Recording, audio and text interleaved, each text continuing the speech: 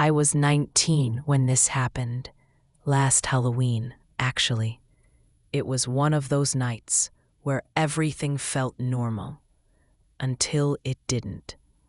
I'd just finished a 12-hour shift at my uncle's restaurant. I was exhausted, greasy, and disappointed. Halloween was basically over. No parties, no costumes, no trick-or-treating. Just me, dead tired, driving home. But my brother and a couple of friends, Gillen and Josh, wanted to hang out. We figured, why not take a late-night drive? Just talk, listen to music. Maybe scare some leftover trick-or-treaters. You know, dumb stuff.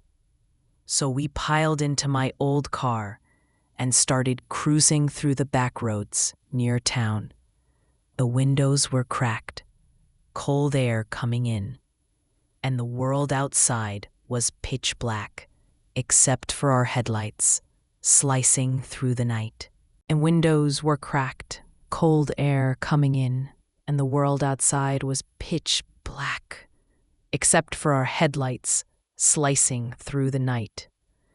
After a while, I got this idea, half joking, that we should drive out to Camp Mac.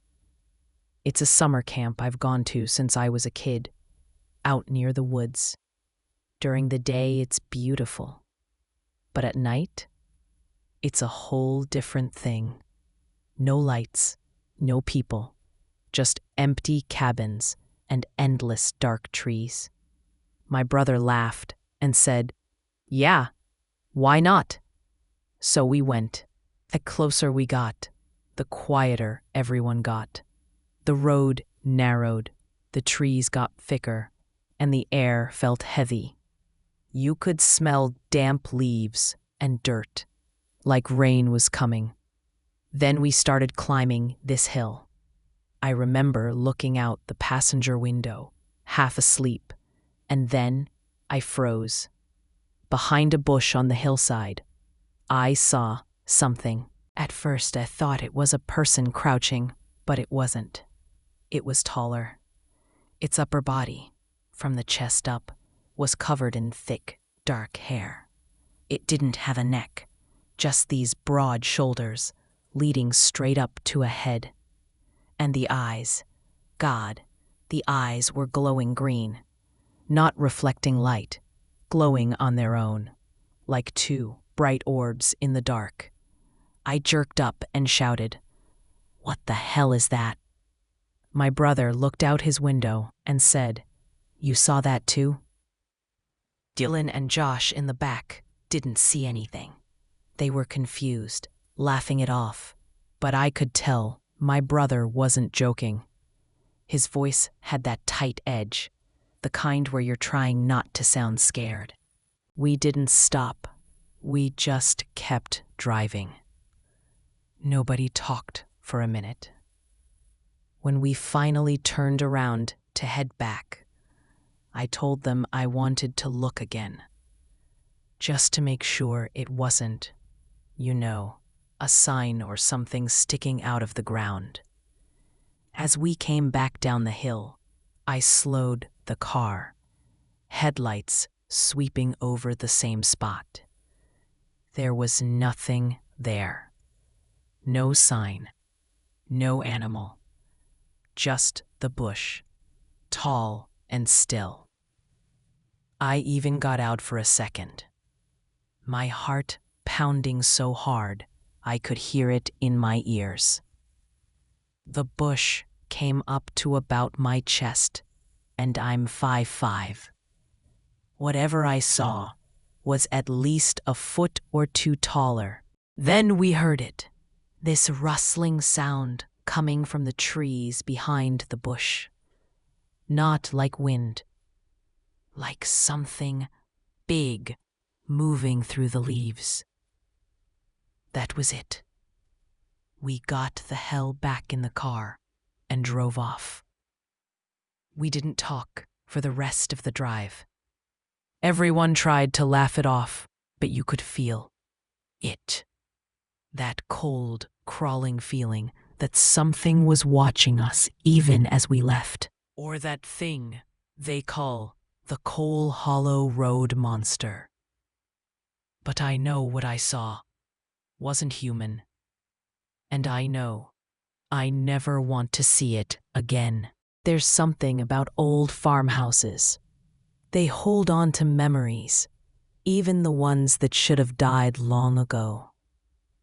Aaron was only 14, the year he started visiting his mother's new place on weekends. It was a 200-year-old farmhouse, divided into tiny apartments. The floors creaked. The walls whispered.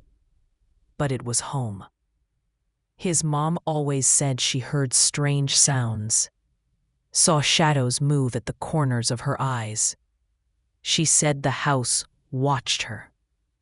Aaron never believed her. Until that night. It was a Saturday. His mom went to bed early, and Aaron stayed up playing his Nintendo 64. The soft blue light of the TV flickered across the living room. He sat cross-legged on the carpet, totally lost in WWF No Mercy. The house was quiet, too quiet. He finished a match, dropped the controller beside him, and leaned back. Behind him was an old recliner. He turned to grab the controller again, and his hand touched something wet. He froze. Right next to the controller was a hoof, a real one, split down the middle. Thick, dark blood leaking out.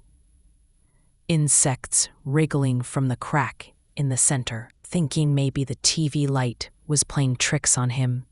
But when he looked closer, he saw it move. Aaron's breath hitched. His stomach twisted. His eyes followed the hoof, upward, slowly.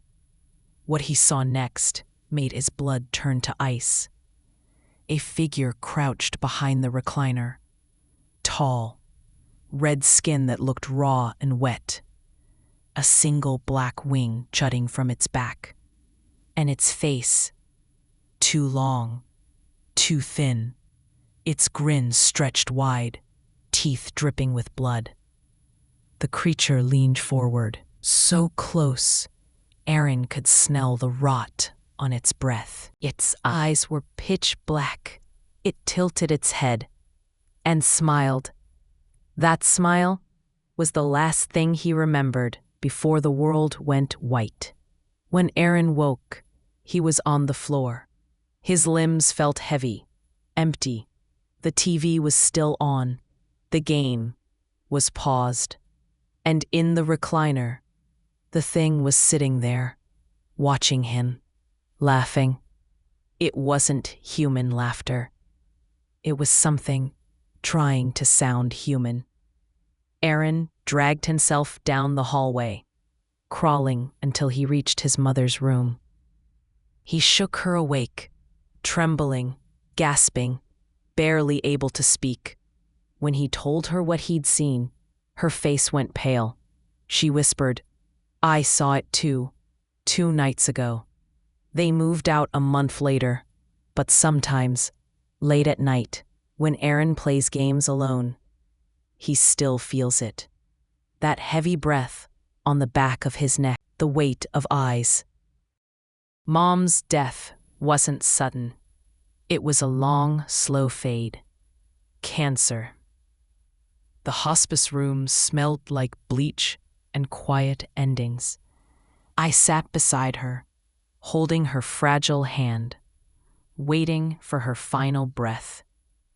On her last day, she looked right past me, like she was staring at someone else. "He's always been with me," she said. "My guardian. When I go, he'll protect you too." She told me there would be 10 signs, 10 marks to show he was near. The 10th would be when I saw him. And then she died, peacefully. I forgot about her words until the first mark. I dropped a quarter in a rainy parking lot. It rolled away, lost. But when I got home, it was waiting on my dresser, shining, dry, perfectly centered, a coin returned. Then the second, walking past an abandoned church, I heard a bell ring. One single deep note, but the tower was still, a silent bell. Then a hallway at work, blocked by a cart 1 second, completely clear the next. A path, cleared. I laughed it off at first, told myself grief was playing tricks. But then I started to feel it. Someone watching me. Standing just out of sight, Mark IV came when I tripped down the stairs. I should have broken my neck. But I stopped mid-fall, suspended in the air, then sat down gently. A saved fall. Next, an elevator that almost crashed. A wave of dread stopped me from getting in. A warning, unheard. Then a dog tried to attack me in the park, until it saw something behind me and ran, whining. A fear answered 6 marks, and I wasn't alone anymore. I'd see a tall shadow in reflections, always behind me, always watching. The 7th mark was a smell, damp earth and fur. It clung to my apartment, even when I cleaned everything. The 8th, I felt it. Something brushed my hand in bed. Coarse, bristly hair. I screamed. There was nothing there. I was 9 marks in when it finally spoke. I woke to a whisper right beside my ear. Not a word I understood, but I knew what it meant. Mine. I waited all night for the 10th. I didn't sleep. I just sat, lights on, shaking. When I told it to show itself, the hallway darkened. A shape unfolded out of the shadows, tall, hunched, covered in black fur. It raised its head.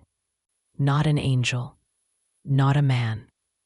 A goat's face, with spiraled horns and ancient yellow eyes.